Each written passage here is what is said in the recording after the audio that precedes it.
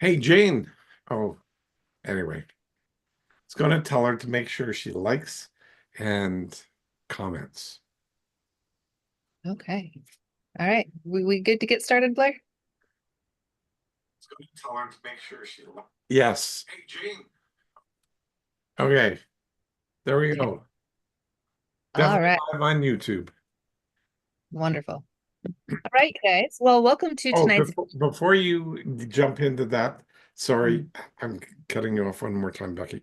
I have some stuff I wanted to share with you guys, just things I was testing out today, so I'll take a little bit of time before we dive into everything, if you don't mind. Okay, Becky? That's great, Blair. Thank you. Perfect. Okay, all yours. All right. Welcome, everybody, to tonight's BDE. This is actually going to be episode 341. We're going to be going into deep listening, talking about some other aspects of that.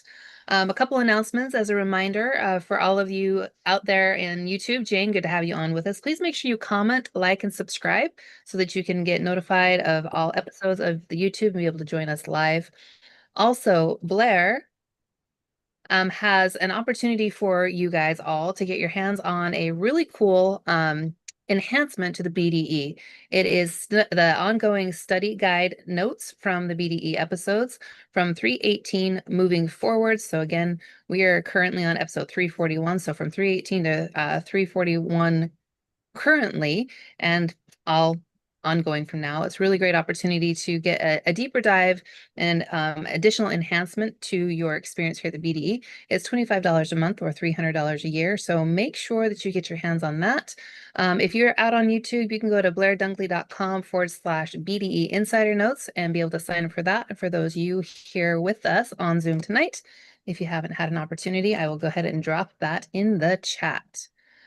All right. So again, as I mentioned, this is the 341st episode of the Blair Dunkley Experience, where we discuss mind models. Mind models are a collection of extensively tested thought frameworks, skills, and behaviors that enable people to transform their lives intentionally. Your host for this evening is Blair Dunkley, the creator of Mind Models. We are Tim and Becky Graff, your co-hosts and certified mind model coaches, along with amazing Patty McClurk and soon-to-be certified coach Colin Jewett, who I don't know if will be joining us later or not. The BDE is Blair's free gift to you, and it's an opportunity to learn and experience and practice mind models in a safe, real-world environment. Mind models have helped Tim and I in every area of our life, not only in business, but personally, resolving an 8-year issue in our marriage within a couple hours and the navigation of grief and PTSD from a tragic accident in 2020 where we lost both of our young daughters. Mind models have allowed us to be more effective and increase our capacities and speed of recovery without traditional counseling, and we look forward to learning with you tonight and welcome you to the BDE. As a reminder, we are here every Tuesday night at 7 p.m. Mountain, 9 p.m. Eastern. And Blair, before we get diving, you wanted to share some things. So I'll turn it over to you. Thank you so much. So, what I was doing today is just sort of going through how can I add value to this community? And how can I get it so that I can spread the word of mind models? And it might be easier for you guys to spread the word as well if you had something to spread with. So, and it's not a butter knife. So there. Anyway, thank you, Shane. I knew I could count on your and Tim's warped humor in there. Good. Okay. Anyway, bottom line here. Um, Ever noticed how chasing certainty keeps you stuck while clarity sets you free? That's the opening hook to a test mind model minute that I'm going to be putting out there. And so it's going to be a very short, readable story, and it's going to be out there on likely YouTube. And what I'll do is I'm just going to put this one here, and I'd like feedback, and I just put it in our chat. So, and I'm going to go to YouTube and hopefully um, query chat with this video, top chat. Uh, I'm, while you guys read that, I'm trying to figure out where the hell to put things in here on YouTube. So I can generate transcript, read, no. And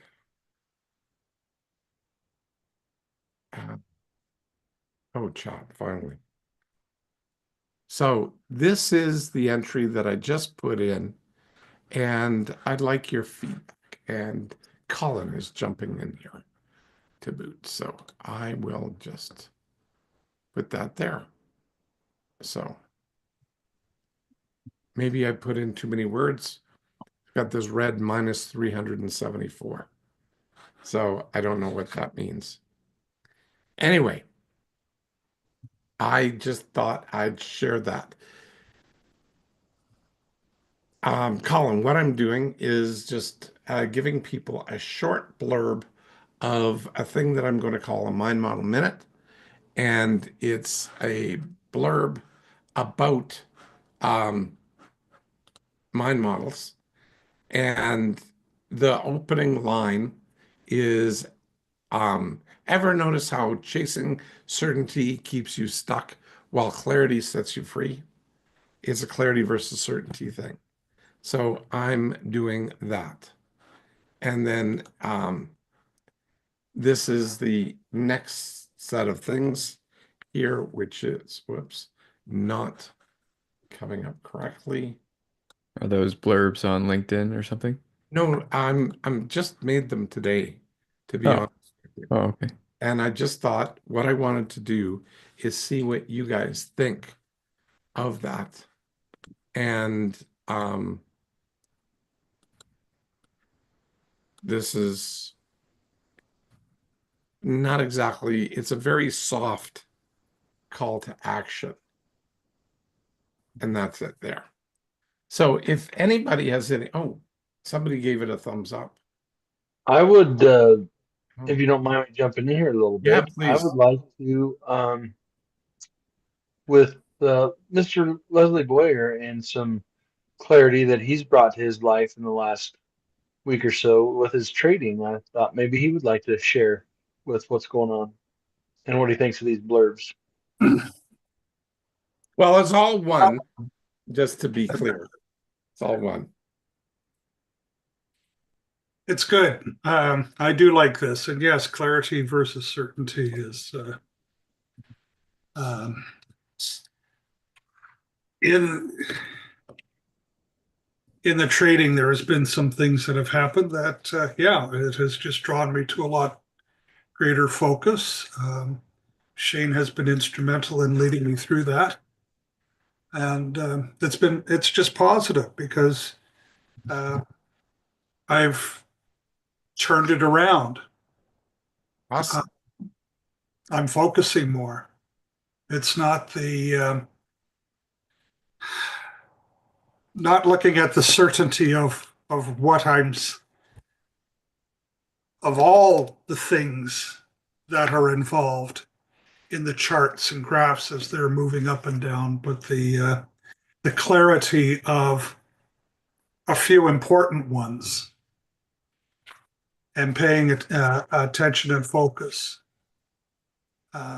instead of the 336 volumes of how to do trading to break it down and look at the things that work, the things that make sense to me and work for me. And so definitely certainty versus clarity. Well, then I'm going to give you my second test story. So you guys are in concurrence or agree that this is stuff I should likely do. Yes, I like this.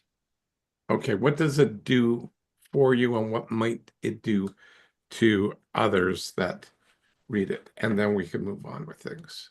Hey Blair, I think Jackie has a Yeah, she does. Jackie, unfortunately, yeah, can't hear you, Jackie. she figured that one out.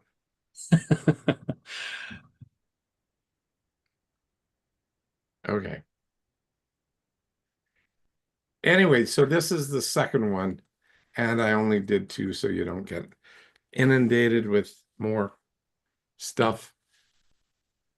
And that's it. And just getting a mind model minute out there and get it so that I'm probably going to record these and or get videos done up to animate them or get something there. I haven't figured that out yet. It's not just text, it's going to be a video, and it's going to be hopefully a short thing around a minute or less. That's the whole point of this, is just make them very short, very snappy, make them punchy, story, energy filled, and that sort of thing. Can I see a collection of thumbs up if you would like to see this going? Perfect. Okay, okay. Well, I think that's definitely the majority. Blair, did you mention where you're putting these I in will general? be putting them in a podcast that I call the Mind Model Minute, and this Okay. will be also on YouTube, and maybe I've got a TikTok channel, but I don't know. I got to run these things, but definitely video shorts in and other sundry social media. Got So it. thank you. So that's what I'm thinking. And then probably also in just blairdunkley.com. So people could have a library of Telegram. Oh, maybe. I didn't think of Telegram. I don't know if they do videos. But anyway. Okay, guys. I'm Most done. of, most of Telegram is videos. Oh, really? Okay. Well, then definitely didn't know that. Years ago, when I first got introduced to Telegram, it was sort of like a WhatsApp, just different, just more secure, actually, I thought.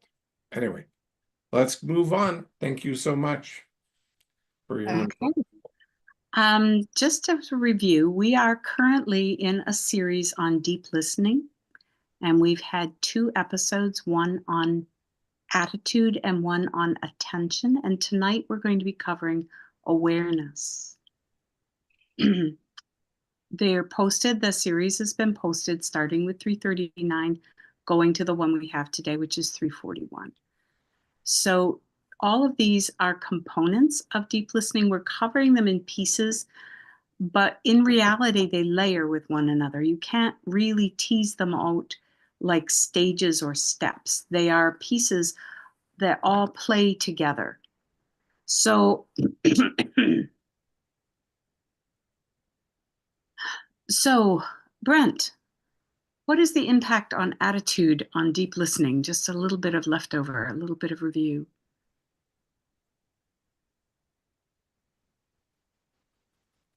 Okay. Focus. All right. Let's see. Yes. Attitude on deep listening.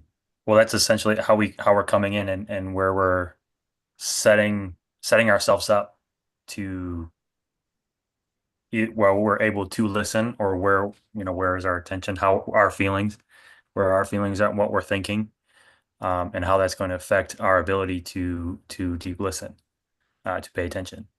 That's what Mm-hmm. So would you say that within that it would be helpful to notice those things about yourself, which then I think we could put down as awareness.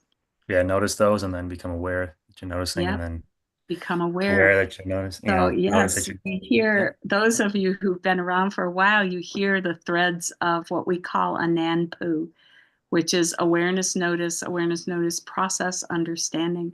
And so we will be getting to that, but we're going to play with some of the pieces before we get to that as well. So when you're listening to someone, Shane, may I ask you a question? Well, absolutely. When you're listening to somebody who's speaking, what are you aware of when you're listening to someone who's speaking? What are you aware of? I'm aware of them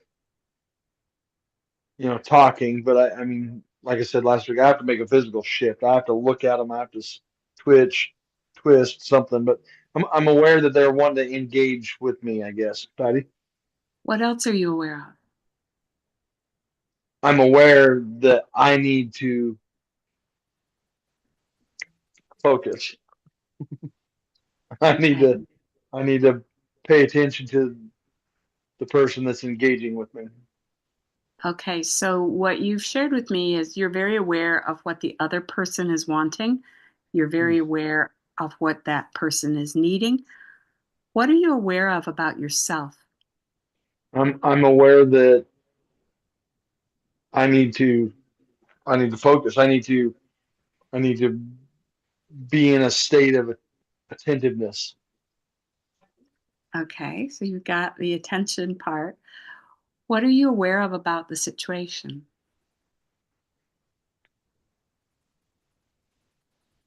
I need to have a good attitude.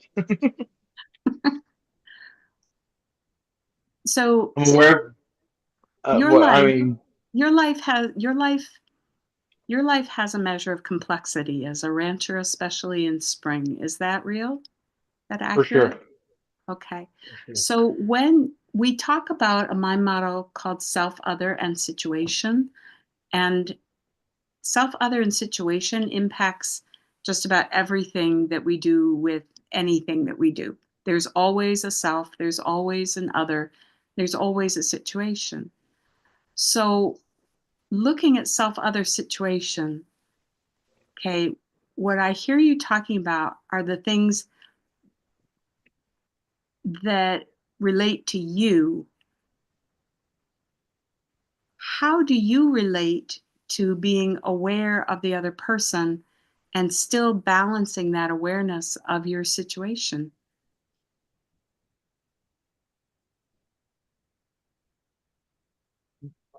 I'm aware of by engaging. I mean, I don't want to just hear them. I actually want to listen. I want to be aware of what they're trying to communicate with me and be able to. I mean, I don't have to just re, repeat everything they say to me, but I want to hit the high notes and let them know that I am receiving what they're putting down.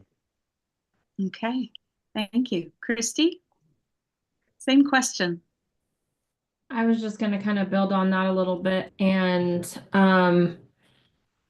just being curious about where they're at and the meaning of their words, that they're not just words, like where they're at, and that it's their conversation, they're wanting to be understood. So I'm giving them all of my attention and being curious about what the conversation is. Curiosity is huge, absolutely huge. I am glad that you brought that one up. I am now curious about Elijah. It's been put twice in the chat that we're welcoming Elijah. So can you share with me, Elijah? Who is Elijah? Someone know? We have a new person that just signed in. Okay. Elijah? We'd like to welcome you. Okay. Oh, there you are. Okay, welcome, Elijah. If this is your first time joining us, we talk about mind models and we practice them in real-world environment here. One of the foundational mind models that we have is called the 3 E's. And Becky, yep, she's already, gosh, you are so on top of it all. Put that link in there for the 3 E's as a free gift from Blair to you, Elijah. So very welcome. You cannot hear us. Okay. I'm not sure how to help you with that, Elijah. But if you can get the chat and get the little, oh, okay. Becky is going to coach you through that a little bit. But to try the 3 E's and the link for that masterclass in the 3 E's, you will understand a great deal about what we're doing here and how my models work. So back to that curiosity. When Christy, when you are connecting, did I lose Christy? No, I'm right here. There you are. Okay, I'm sorry. Things have been shifting Okay. with Elijah's presence, and I lost track of where you were. So, Christy, when you're using curiosity and you're talking to a person, what kind of thing are you discovering about them with your curiosity? What's important to them, how their Okay. feelings are, and maybe they need to vent, maybe they have a real problem they'd like to talk about, and yeah. So you're dialing in to their needs again. With that, are you discovering whether or not you are aligned with the person you're talking to? With your curiosity, are you discovering, do you and the person you're listening to, do you have alignment on a particular issue? Or are you assuming that you have alignment? I think at the beginning of the conversation, I probably am assuming, but as we get into the conversation, I can become more aligned with that person. Okay. Okay. So I want to talk a little more about what awareness is, giving some definitions. So awareness is the state of having knowledge, consciousness, being watchful, vigilant, or guarded. Awareness is the ability to notice and accept what you notice without passing judgment on what you notice. There is no consequence, no outcome, no action or reaction, just the awareness of what you have noticed. Blair, do you want to comment on that? Because that is your quote. Yeah, it is. Sounded. Hello. Hello? Hello? Hello. Yeah. Is that can- Elijah? Yeah. Hello. Okay. Well, as they say, the show must go on. And you're right. The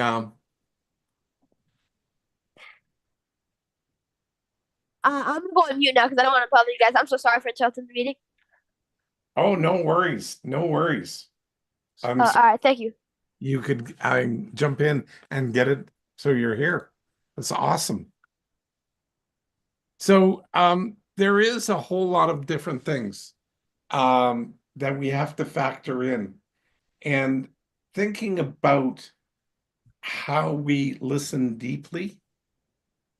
And when it comes down to awareness,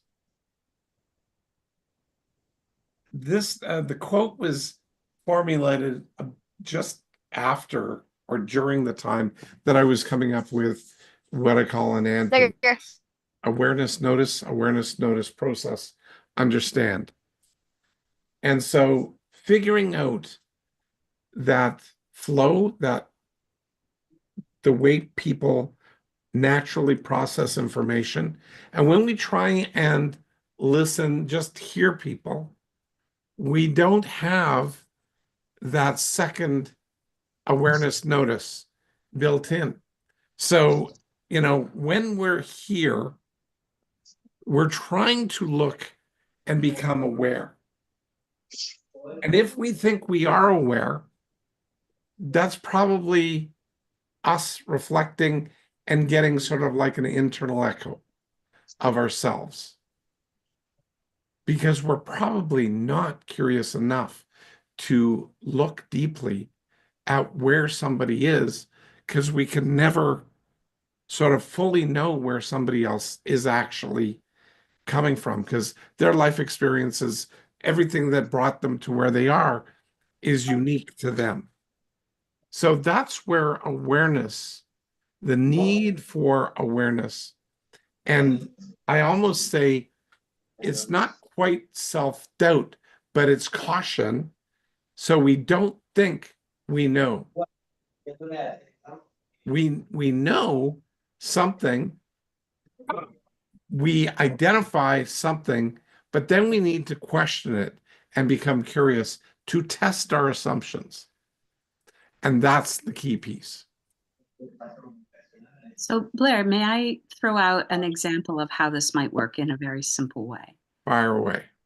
Okay. So, how many of you are aware? You wear shoes every day.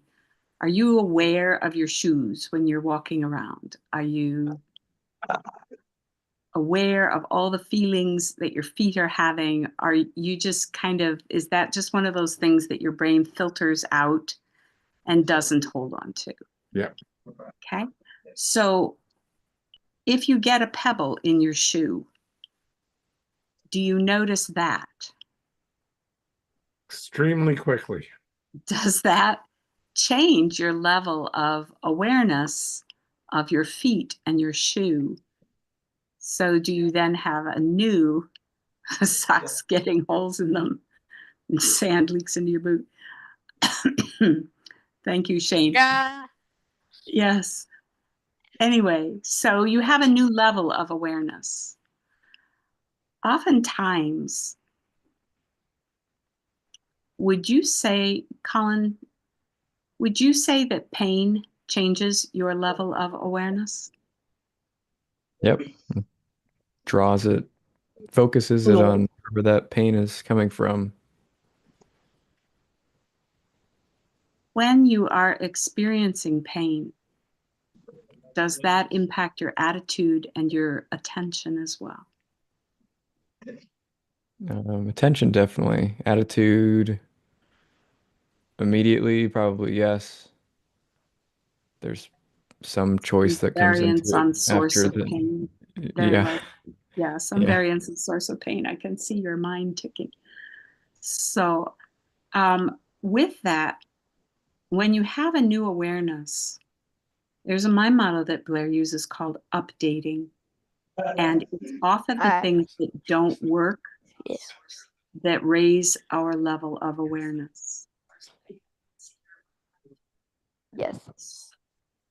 Jackie, that- do you have your, are you verbal? Huh? Oh, I'm hearing somebody. I wondered if it was you. Did you want to comment on that? can you guys hear me? Yes, Yes, you we can can hear magically. you. I took the earplugs out. Okay, I'm aware of my shoes when they make a noise or I step in a puddle that's not wet my feet because I hear it. And then I become aware of my shoes and I might analyze my shoes. Are they going to be able to keep my feet dry? Or thank goodness I have these shoes on. So I don't know if that's what you're looking for, but Okay. you're just talking about what brings you to awareness. And I Yes, guess it's asking questions. Notice, asking a question. Mhm. Tim, Yes. Yes. Yes, Patty. when something Yes. doesn't work, Ah. Ah. Ah. I'm not sure who that is. Anyway, when something does not work, what do you notice about your level of awareness? Ah. Something doesn't work. Well, Tim, shut the fuck up.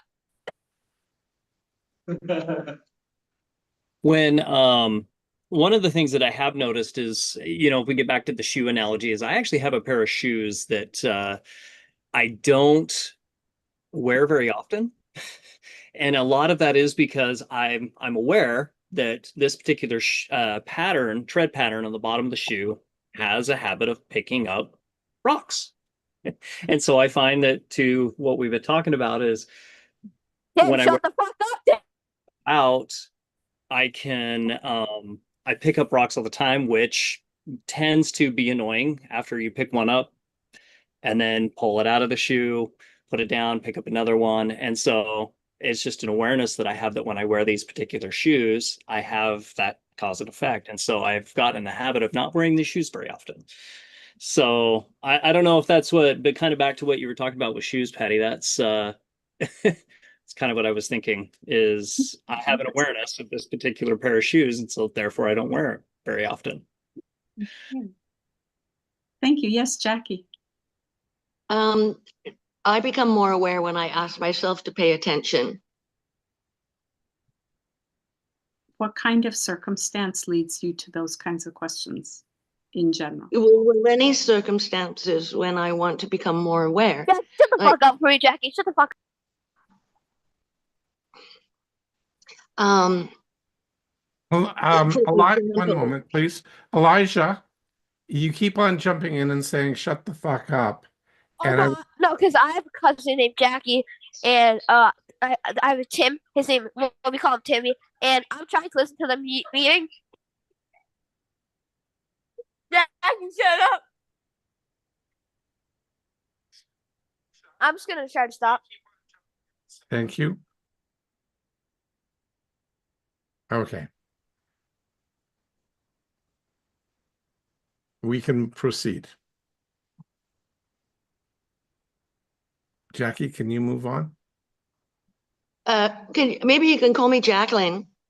It might Jacqueline? be a little bit more helpful. I prefer Jacqueline anyway. Okay. Oh, okay. Yeah.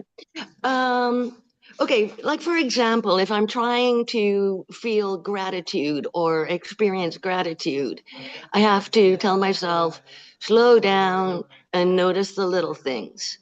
So that's one way that I become more specific in my noticing. Okay. So what do you get when you're noticing? Leslie, when you notice Giggles. something, what is it giving you?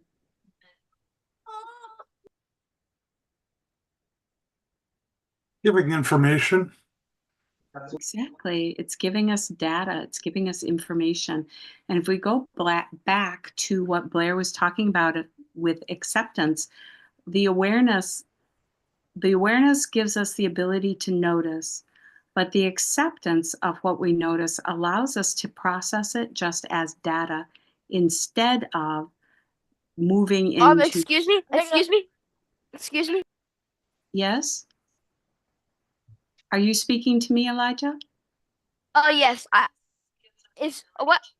know I've been here for a while, but my thing lags out a lot. What is this meeting about? I know it's about self-awareness and stuff, but like about talking to other people. Actually, it's about awareness with relationship to listening deeply to another person. And to be aware of yourself, of the other person, and the situation that you're in. Using 4 pieces of deep listening, and we're dealing with the third tonight. So the first one was attitude and then attention, and tonight we're Yes. dealing with awareness. Does that help you, Elijah? Oh yes. Thank you so much. I'll be You going are on mute now. You are welcome. Okay, so Leslie hit it right on the head with the fact that it gives us data. Then data is a neutral thing. If we are aware and just processing what we're aware of with acceptance and noticing, then we can use that as data. And especially when we're noticing and becoming aware of things that don't work. So Brent, what do you notice about yourself being aware?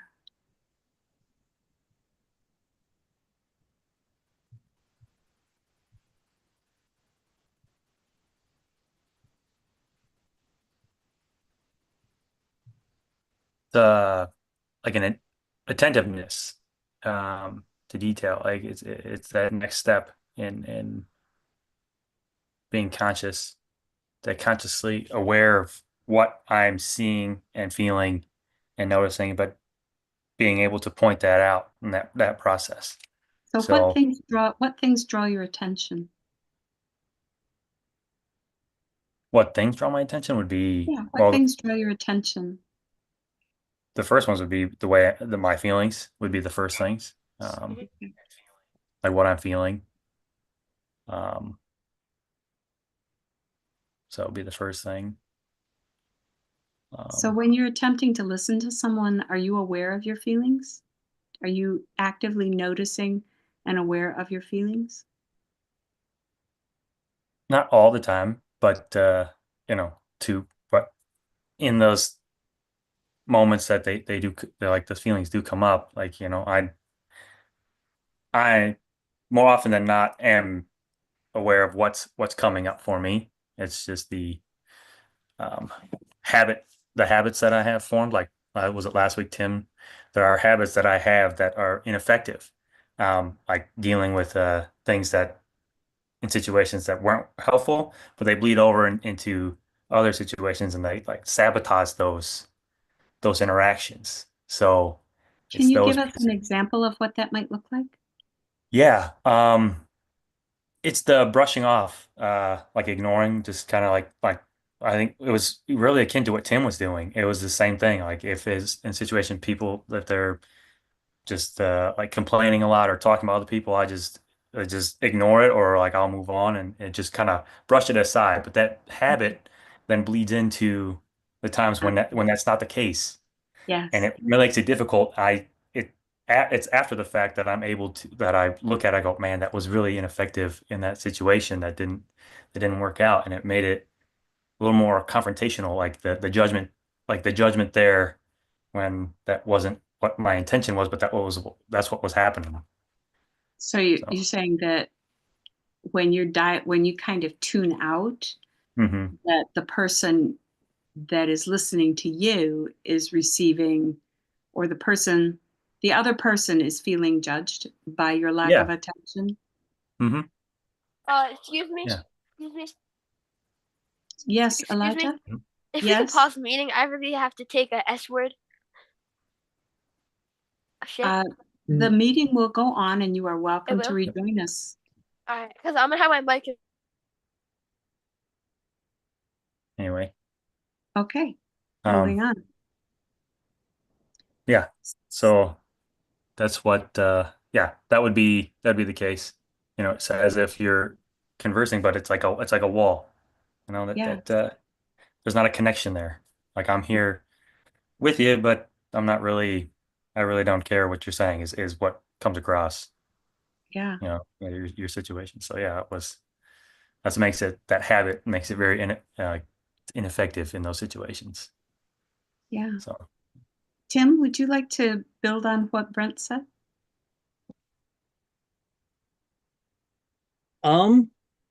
Well, honestly, I can't really think of, I mean, Brent pretty well said it. Yeah, it just, you So find what things draw your attention?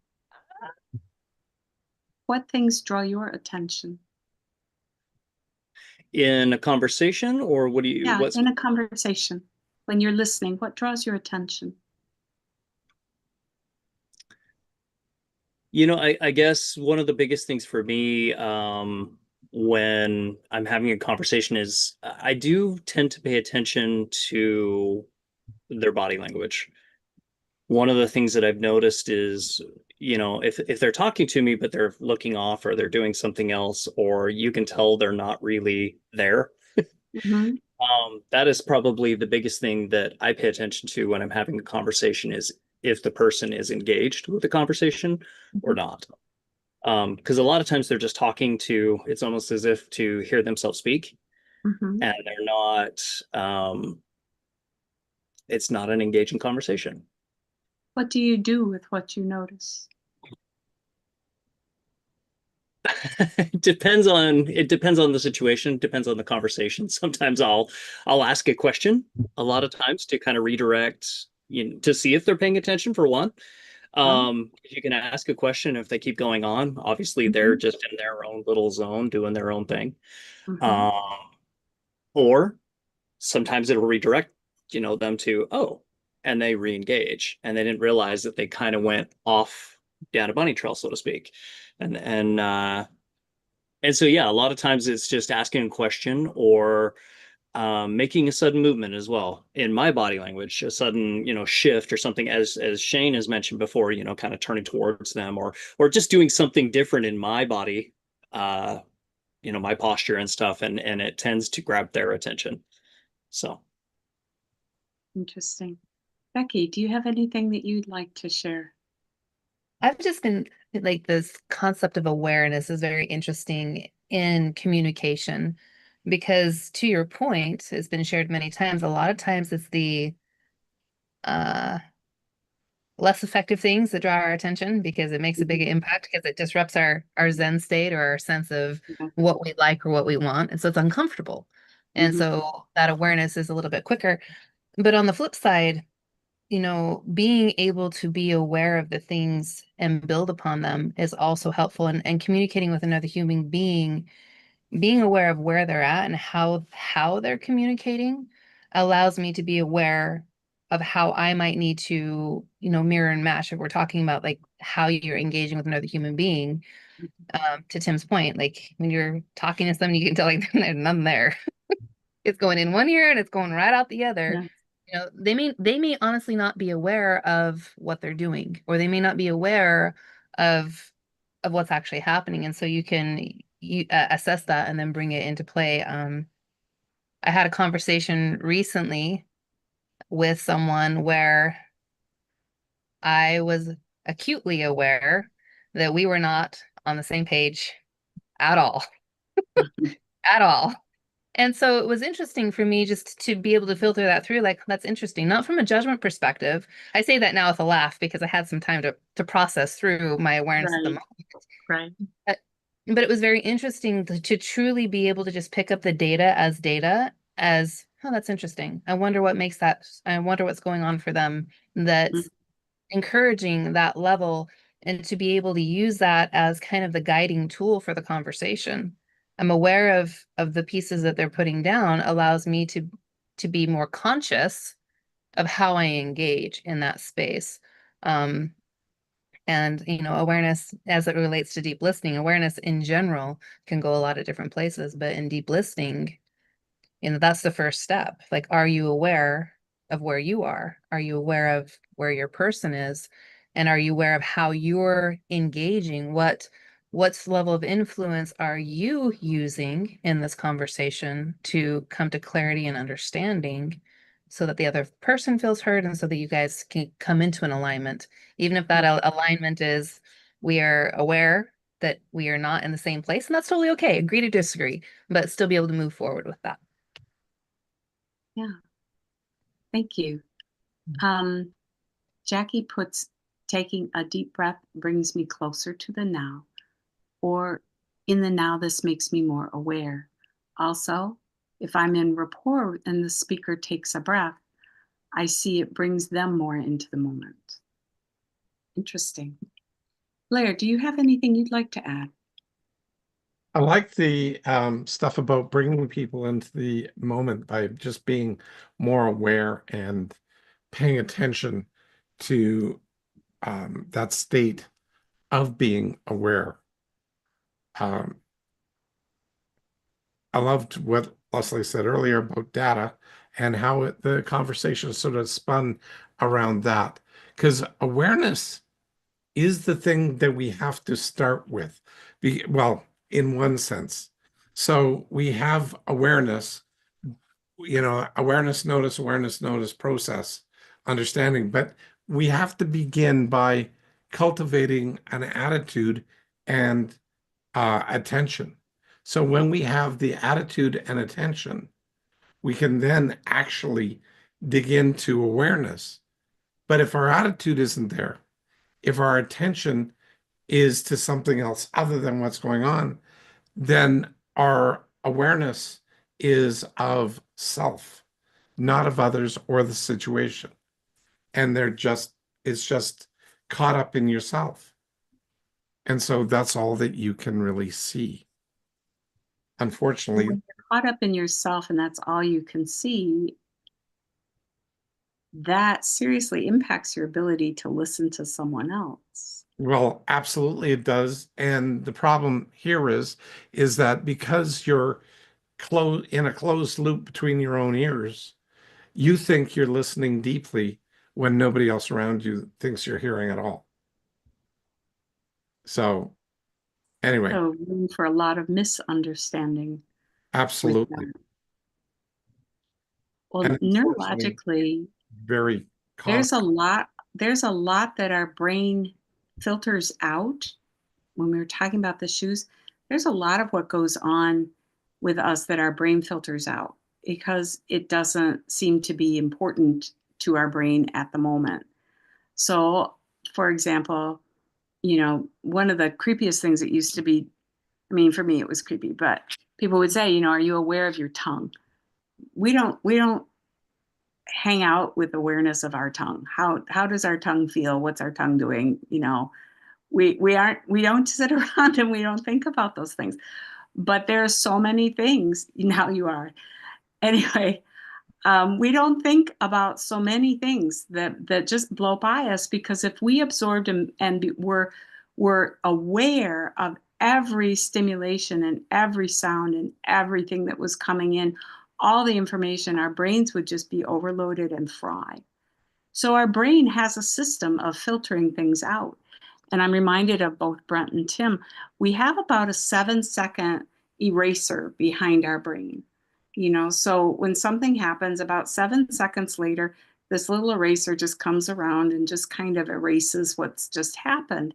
And unless it goes into a working memory, unless it goes into something that has enough importance for our brain to actually encode it as something it wants to remember, we have that little 7-second memory thing, just coming right behind us. And I remember last week Shane was talking about, he's listening and he can repeat, for example, he can repeat what Christy says, but I bet 7 seconds later it's gone. He can't tell her what her meaning was. He can't tell her what her purpose was or where she wanted to go or what her desire was, because that 7-second eraser is coming behind on our brain. And we want to get things encoded into a working memory. Curiosity is the tool to do that. Curiosity is what raises the level of importance for what we're hearing and what we're noticing.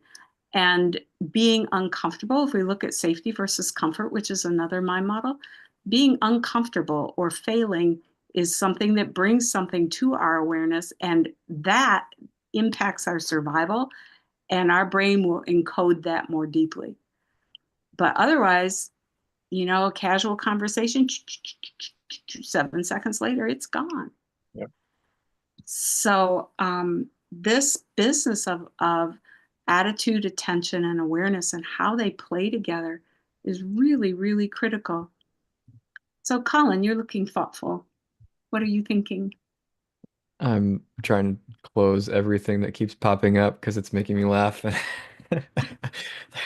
was going to The say, I'm sidebar having trouble for some conversation. reason. The pictures on the screen are Okay. moving all around, and I'm like, it's. I'm trying to listen deeply. Yes, I'm trying to listen deeply too, and then pictures are And it's moving all hi, around. Tom. Yeah. Anyway, What was your question?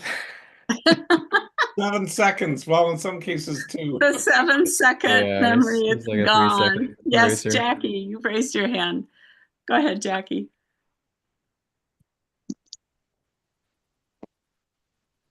Hear me? Yes, I can hear you. All right. Okay, I just have to move a little. Okay, so one thing that I just thought about when you were saying about the 7-second rule, very interesting. Like, I recall some conversations very clearly, and it was like a mind blowing or an emotional situation or something, and I go, "Oh, do you remember when we had this conversation?" The other person kind of blanks out, or they say that to me in return.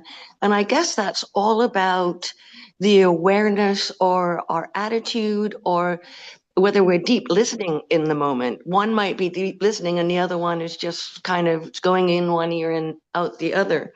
It was just an observation. Yeah, our emotions also, I mean, when you bring that up, our emotions also play a really big role in what gets encoded into working memory as opposed to that 7-second eraser. Yeah. So, You know, can I just Yeah. I love what Jackie just shared. I find this happens often between Becky and I.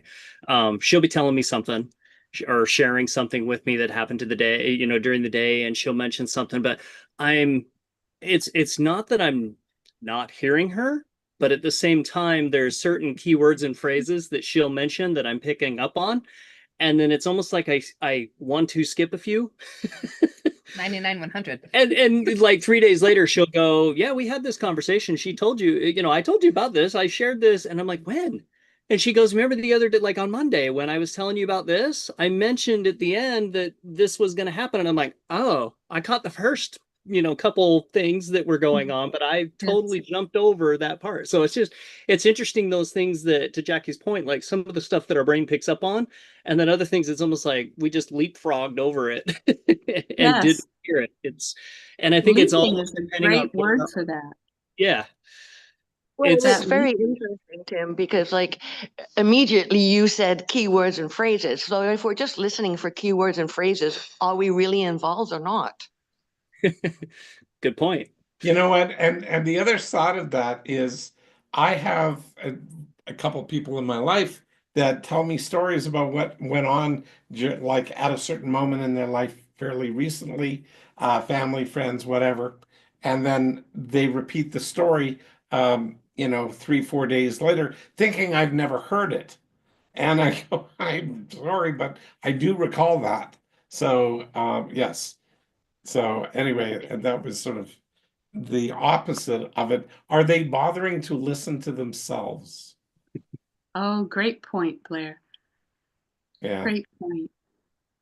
So, can you share a little more about what that means to listen to yourself and to stay effective? Well, there's so many pieces. I've personally been going through a rough couple of days here. Again, just personal stuff, business, trying to get myself back on track. And yesterday I went over to a friend's and there were challenges with that. Lots of comments and judgment about me and where I am and what's happening in my life. And I go, okay, this is not comfortable. And yet the story was repeated 3 times before I decided, well, it's time for me to graciously retire at the end of the period because I went over to watch hockey. And the Oilers were getting beaten up pretty bad at that moment. It was 4-0. And when I was getting ready to go, and then we scored a goal. And then we came back and tied it. So, I mean, it was amazing. We still lost, you know, 6-5, but we clawed all the way back and just about eked out a whatever. But the point here is that if you don't pay attention to oneself and start applying the mind models internally, things can spin out of control rather quickly. And that's where I needed to get out because I was not managing myself there particularly well. So I was being accused of being hangry. I didn't feel hangry. I felt frustrated because of what was going on. So they decided they had to feed me because I was frustrated, but they were thinking that I was hangry. And I was not going to say no. So, like, whatever. You'll Anyway, take a meal. yeah, well, it was not a full-blown meal. Lovely half a lobster roll. Oh, yeah. Right, I'd yeah, stick very, around for a very lobster good. roll. Yeah, exactly. But it was great. It was absolutely wonderful. And the intention was absolutely awesome. And so because I could pay attention to the intent and not the message, you know, it's what you focus on. and that you have to be aware of what the intent is. And if there is no working on the awareness of the intention, the attention goes towards an attitude, and the attitude spins out of control. And it goes from a reasonably good attitude to a really bad attitude, and then things fall out of your mouth that you don't want coming out of your mouth. So it's like, you said this at the top, Patty. Everything sort of interlaces and interweaves with Mhm. these four. And they certainly do, because they need to be balanced. And yeah, just trying to process things by myself the last week and 2 weeks, 3 weeks, or whatever it's been, has been more challenging, mostly because, as you know, I'm a verbal processor. So trying to do that, but I do have sent, and I now have ChatGPT, so I can use ChatGPT to talk to, and that's useful. So I can't believe how effective that is. That's where I came up with the stuff for the Mind Model Minute stuff that I shared at the top of the show, is just having a conversation with AI. It's amazing. Well, a couple things in the chat. Jackie's talking about content versus process and Yeah. perspective. And And Brent had his hand up. I'm sorry? Brent had his hand Oh, up. I didn't see. Brent, go ahead. Oh no, that was the awareness of the intent and the meaning. That's where, like with Tim, and I, that habit of like just blocking off what the conversations people are talking, and then doing that same thing when it's not the same situation, but doing that habit the same way. I'm not seeing, being aware of the intent and the meaning of the conversation. So it's just that wall that's put up, so you're not able to be aware, and Well, it's you were blocking talking a that little in awareness. the chat about non-word communication. Yes. Yeah. And so Becky's put in here, awareness of the intent is not the message. Mhm. So how do you balance the congruency of non-word communication with what you're aware of inside?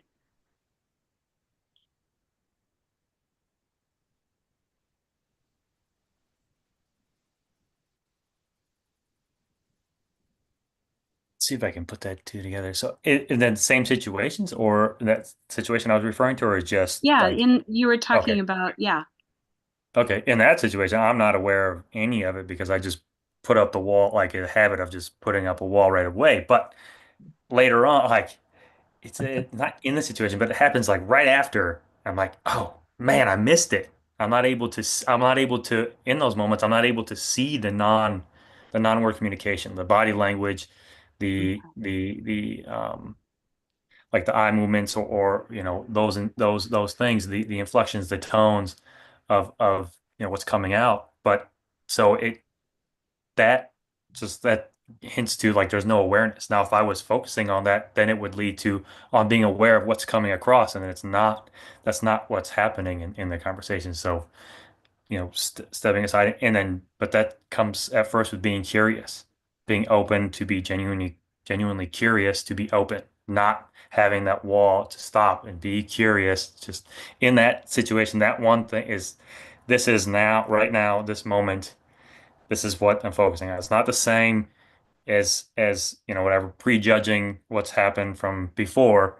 It's just right, at this moment, what's going on right now. Totally agree. Like, that's where I was hoping you'd get to, and you Yeah. did. Curiosity is the key again, that binds this stuff together, and it connects, and it gets you into a level of self-understanding at the end of the day. So Yeah, anyway, Yeah. curiosity is really a cornerstone for so much of what we've talked about. Tim and Becky put in, that's another place where I have to check in on my assumptions. yep, So absolutely. that's, checking in with attitude, checking in with, you know, your feelings, checking in with your names and labels, checking in with a lot of those things, as well as your assumptions about what is another person's motive, what is their intent, is this a place you want to go with them, or is this a place you don't want to go with them? And Blair talked about a place that he did not want to go with the person, and decided that was enough and it was okay to excuse himself. Yeah. So, well, we're just about ready to start the wrap up. Anybody have any other comments? There's a whole thing about, our awareness, and the awareness goes into self, other, and situation. And it really has to start with self. And so in this case, more so than most of the mind models, self is critical here. And then curiosity kicks in to make sure you're actually looking at yourself effectively. Well, with this, you can train yourself. You can train your brain to notice effective behaviors and processes. You can train your brain to be curious. Yep. So you can be conscious of those things until they become subconscious. It's part of the learning process. And still life can jump up and bite you in the butt. And so what was subconscious needs to be dealt with consciously all over again. Yes. We can never, expect the unexpected, but you don't know what that unexpected is going to be and how it's going to show and when it's going to pop up and those kinds of things. You betcha. All of that is very true. So, Tim, would you like to take us into a wrap up? Love to. Thank you, Patty.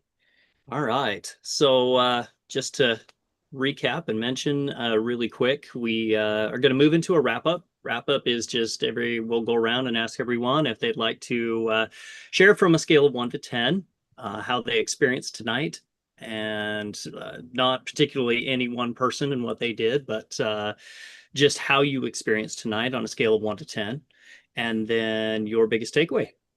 And Shane, would you like to kick us off tonight?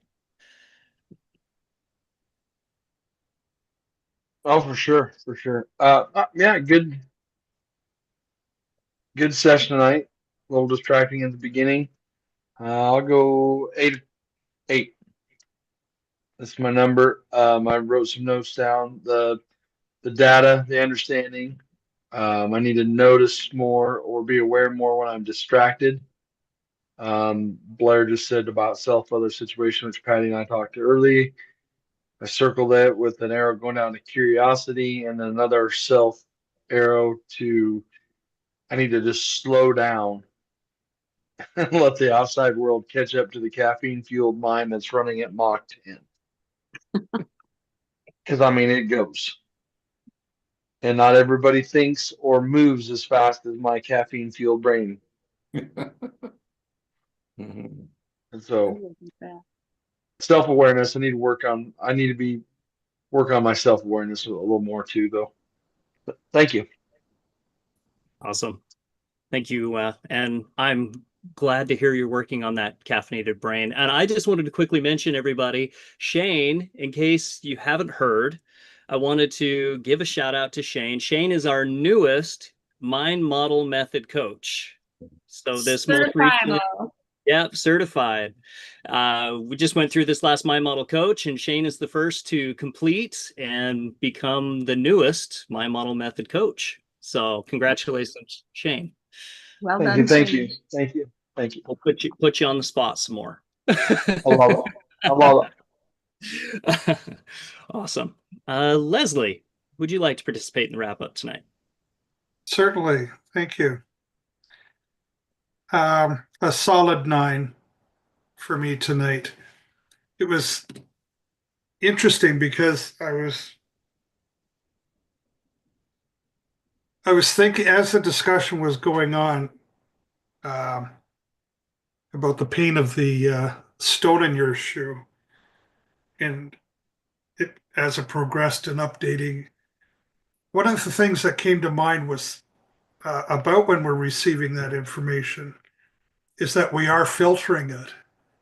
And as I'm ruminating that in my own mind, Becky quietly included the word filtering in what she was saying. And it became progressively more a part of the conversation. Mm. And yes, when we are being aware, we are certainly doing a lot of filtering of that information. I think we do some of it consciously. I think some of it is subconsciously done. But it certainly helps us get to the point of being more aware of what's happening, of the discussion, of the topic. When we can get to the point of awareness where we can actually become aware of our filters and we can choose our filters that we're there, that gives a lot of insight into how we're playing in that moment. So, am I being as effective as I can be? Well, maybe I am, but maybe I'm not, because my filters may not be the thing that's the way that I'm looking at it is making me as effective as I could be. Because to be honest, Leslie, what Shane decided to do with you, based with clarity, right up the top of the show with my stuff that I was just sharing, it sounds like you got an awareness of being able to adjust your own filter. And so, and did that with clarity versus certainty. I would agree. Yeah. Yeah. Awesome. Love that. I love that you mentioned filter, and that actually just total light bulb moment for me. So thank you, Leslie. And let's see, Brent, would you like to participate in the wrap up? Yeah, I'll participate. Well, I could see, yeah, at the beginning how we're breaking these up into 4As, but they're intertwined and how they flow off of each other. And that's what Patty was pointing that out earlier in the beginning, but being aware but that, ties back to the beginning, your attitude and your attention, how those influence each other. And then the self-awareness piece, that's quite important, is that, what Blair was pointing out there at the end with his, like what's being self-aware and what's going on, your assumptions, your feelings, so that way how you're influencing the interaction, the conversation. So where is it you're at, so that way you can influence, check yourself first, then so you can provide that influence to the situation and the other. So I would give today an 8.5 for me. Awesome. Yep. Thank you, Brent. Mhm. Michael, are you with us? And if so, would you like to participate in the wrap up?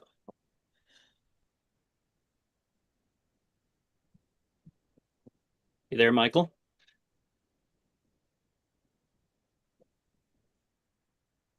All right, no worries. I will maybe circle back here in a minute and see if you're there, and if not, that's just fine. Jackie, would you like to participate, Jackie? Can we hear you? Okay, I took headphones off, so I think you might be able to hear me. Can you? Yes. We can. Okay. All right. Well, I actually took notes tonight. This is very unusual for me. I'm kind of proud of myself. So I'm going to kind of just read my notes. It's a little bit mumble jumble because it's something that I'm just kind of like unveiling, for lack of a better word. I'm going to go out on a limb. So what I'm left with tonight is like a statement or a question. And that is, I'm not aware of self-othering situation, not applying when I have internal dialogue, like aware, notice, aware. The situation is my perspective, filters, and assumptions. And I'm finding lately that there's a subconsciousness to your actual consciousness of awareness. Like there's another level. Mhm. It's like peeling of the onion. So I'm just left in this state of wanting to investigate more. To me, that's very valuable. And so tonight I would give it a 9. So thank you, Jackie. And You? I love what you posed. I'll have to noodle on that myself. Christy, would you like to participate in the wrap up? Of course. Big 9 for me.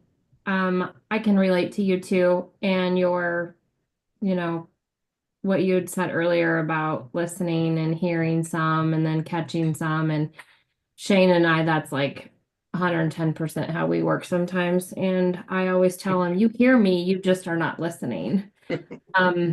But he definitely has that. It's not even really a squirrel brain. It's just all over the place, got 100 million directions going at a time. So, but listening deeply helps me, gain clarity for better questions. And I know Shane and I,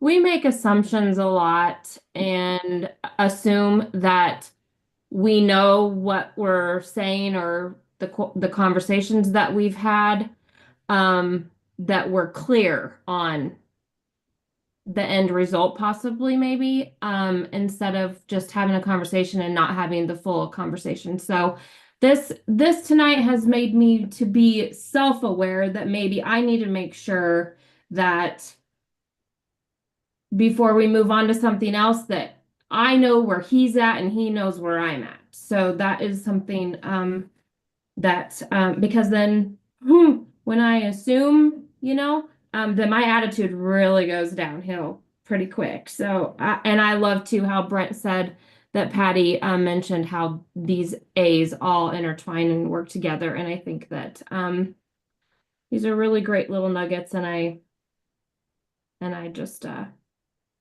I love them. So yeah. Thank you, Christy. Appreciate it. Shannon, would you like to participate? I could feel my name coming up. All right. Hi, Jackie. Good to see everybody. The just from the very beginning, the pebble in the shoe thing really hooked my interest. And I just was like, okay, so what things because some things, push their way to the front of your awareness. They almost demand to be heard. And then some things, we tamp down for a while. And in the spectrum of understanding, myself better, I'm going to take that off. That's too glary. Just what things do I tend to tune into a little bit more? And I look for awareness in areas of pain and areas of interest, things that I'm interested in, things that I want to improve my process, things that I'm curious about, and things that are uncomfortable or painful that I want to try and improve as well. So for me, the hook there, the pebble in the shoe, captured that part of my mind is, I would go shopping for a new pair of shoes if I thought maybe they would help my back feel better, or, you know what I mean? Something I wanted to clean up in terms of process flow for me are the things that I tune into and become aware of. And then I begin to notice the ripples on the water of how they affect life out. I also really appreciated your comment, Becky, in the chat. You said awareness of intent, not the message, opens the door for clarity versus certainty and evaluation versus judgment. And that one, just in terms of how I'm wired, is something that's important for me to keep in mind, because I can get very distracted by the message and forget to know who I'm talking to. And I know that I know this person and what is the intent here, and to be able to, so I appreciated that from a reminder point of view, because I can get focused on maybe not the most effective part of a conversation very easily. And the words leapfrog and filtering were also very fun. And it's a lot. I don't know, this may kind of branch off in another direction, but I spent a long time reading about highly sensitive people and empaths and the mirror neurons and all the things. And so in the grand scheme of awareness and noticing, even in conversations for certain things, a lot tries to come in and intentionally create filters that are effective. Like, how can I filter out the things that are distracting me so I can actually pay attention and just notice when my awareness is wandering and what's pulling it away, and how, how that works. So that's something that I want to keep thinking about, because sometimes the natural filter that my brain has in place doesn't necessarily serve the situation, and I need to dial up some parts. So it'll be an 8 for me tonight. Thank you. Thank you, Shannon. It's great to see you. Good to see everybody. Colin, would you like to participate? Sure. Man, these calls have become much more difficult for me in recent last couple months. Like my Tuesdays are just, it's like from 6 a.m. till 11 p.m. is with people the entire time. And intentional conversations and things, which is great, wonderful. But I notice more, especially since we're talking about listening, like these calls, I just notice my awareness just going all over the place, and it's really difficult to like keep it in one spot. So I've like the term that's coming to mind for me is like blinded by awareness. Like I'm aware of too many things at the same time, and I'm definitely in the bottom of a J curve. Like I've moved from unconscious competence in a certain way of listening to unconscious incompetence in a different way of listening to now I'm in like conscious incompetence in deep listening. It's like I know I'm all over the place. Like I can see it in real time. Like, oh, like that person's eye. Oh, they're looking up. They're like in a do loop. Oh, that's interesting. It's like, oh, wait a minute. I'm processing. So what did they just say? But what are they feeling right now? Where am I right now? Oh, I'm in like a past what? And it's just like, ah. It's like I'm aware of too many things, and it prevents me from being aware of the, you know, most effective things. And so, um, I'm learning, but I recognize that I'm in like the bottom of that J curve, and it's uncomfortable. So that's where I'm at. That wasn't necessarily about just today, but just in general. Patty, I did want to say I really appreciate it. It was like a little mini case study getting to watch how you dealt with the situation earlier in the call. So I was just kind of sitting back and getting to appreciate that. I'm always taking notes on how you do things. So thanks. And I'll give it an 8. Awesome. Thank you, Colin. Becky, do you want to participate? I am aware that you just called me to participate. Yes, I'd like to participate. Um, as we've been talking tonight, the old adage, know your audience, kept popping into my mind.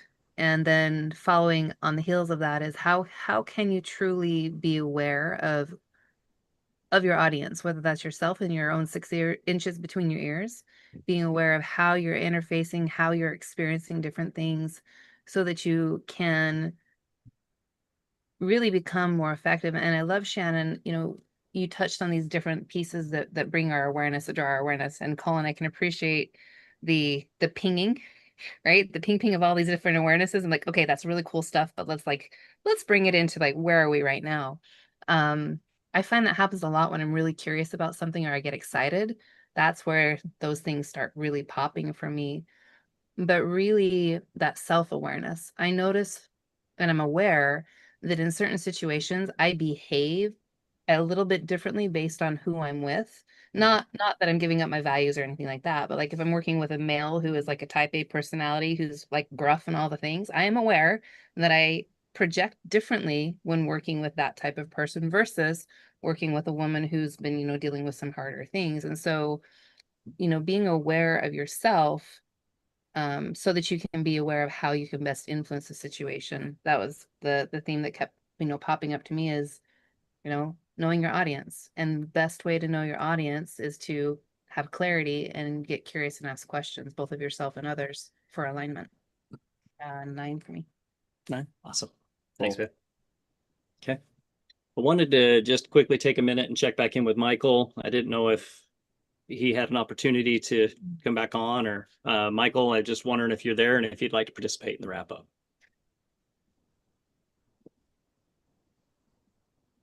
All right. No worries, Michael. Appreciate you being on, and hope you got a lot of great value tonight.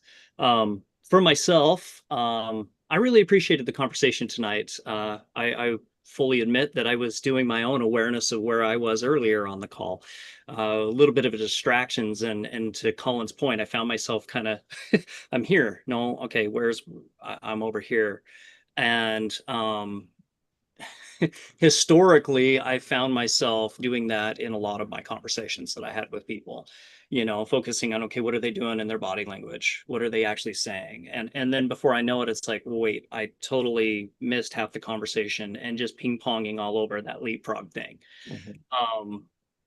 I love what was shared tonight with the filter and self-situation other, and staying curious, because one of the things that I've been working on a lot lately is, first of all, my self-awareness. Where am I? And then filtering through, where I'm at, what I got going on, where my focus is. And then if now is the best time with the other or the situation that I've got going on, and staying curious in that situation or with the other. And that, I find, if I'm staying curious and I'm aware of where I'm at, and then where the other might be,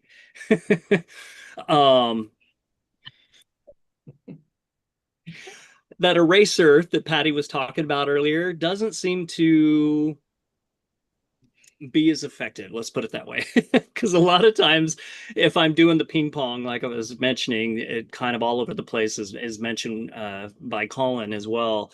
That eraser is just right there. And by the end of the conversation, I'm like, wow, I don't remember anything. So it's really just that self-awareness, the filter, and then staying curious with the other and the situation that I might be in. And I find it helps a ton. So, and then just so many other things that I wrote down that I'll have to noodle on later. So I appreciate the conversation tonight, and also the real life chance to practice being aware of where I was at and my self-awareness. So tonight was an 8-5 for me. Patty, would you like to participate? Sure. Excuse me. Shane put in the chat that tonight, he says, I have become self-aware that my nonverbal facial tones have or can cause misalignment and send wrong signals. I think definitely those things can send unintended signals, especially when we're not dialed into ourselves. So tonight was a 9 for me. I'm noticing just in everybody who's speaking what a key role curiosity plays in all of listening. It really plays a huge role in taking things out of that 7-second eraser mode, into working memory, where you've got some traction, you've got something you'd hold on to. The thing I found most valuable tonight was, Blair, you're talking of being aware of our filters. We use different filters for different things, and I hadn't thought about that, being specific that way. And the idea that we become aware of our filter, giving us insight as to where we are in a moment. And are we being effective? Does our filter impact our effectiveness? That gave me a lot to think about tonight. So that was really great. Jane texted me her evaluation, which I will read. She said it was an 8 for her. She was bored more than engaged, and she's waiting to hear if someone says something in wrap up that perks her notice.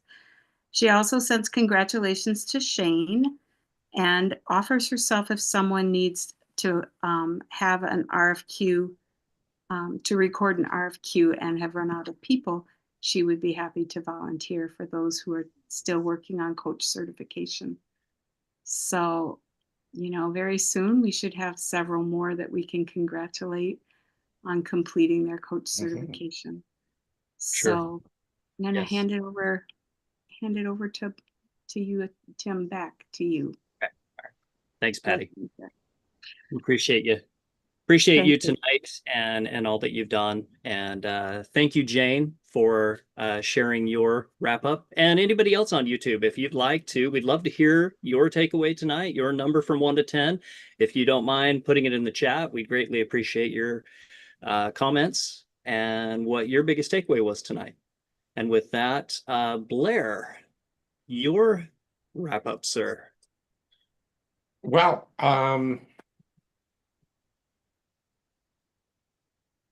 it was between 7.5 and a 9 tonight. 7.5, dealing with the person that I eventually removed from here, and the whatever. It just wasn't an appropriate fit, obviously. So that's fine. I thank you guys for your support of my attempts to mute and other things. So that was very much of a distraction, but very much of a learning thing of how I was paying attention to my own filters. So that was, that's actually a lesson on the fly about that. That was really what was happening. So, yeah. Anyway, that's where that came from. So I found it an interesting attempt, and recognizing what worked and what didn't work, and how effective awareness can be, because it can inform our behaviors, because we're aware of possibilities. And when people are aware of possibilities, that informs you to make choices to behave differently. For sure. Yep. Well said, Blair. And yes, Jackie agreed. So, yeah, that was a great lesson. So, thank you. Yeah, it was. All right. With that, unless anybody has anything else, I'm gonna pass it to Becky to take us out. And that's a wrap. All right, you guys. Thank you so much for spending the last 90 minutes with us. We love getting together on the BDEs, where again, we can learn in real time, on the fly, how to become more effective and start becoming more aware of places that we might look to increase our effectiveness as well. As I mentioned at the beginning of the call, Blair has put together insider notes for those of you who would like a deeper dive on what we're talking about, the context, content, and a deeper application of our mind models.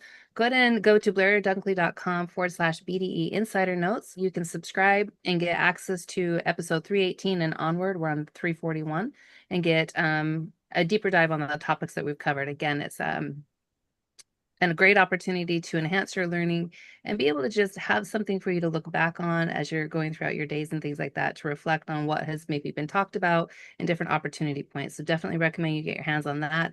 Again, it's $25 a month or $300 a year. And we will be back next Tuesday. We're here every Tuesday from 7 p.m. Mountain, 9 p.m. Eastern. So please make sure that you join us. And then if you're on YouTube, please make sure that you comment and subscribe. And if you would like to join us here, go to blairdunkleyd.com and you'll be able to find a link where you can join us and be on the panel, have an opportunity to come off mute on camera, ask questions, and gain deeper insight on how these mind models apply to you. Looking forward to seeing you guys next week. Have a wonderful day or evening wherever you're turning in from, and we'll see you next time. Take care, everybody. Have a good night.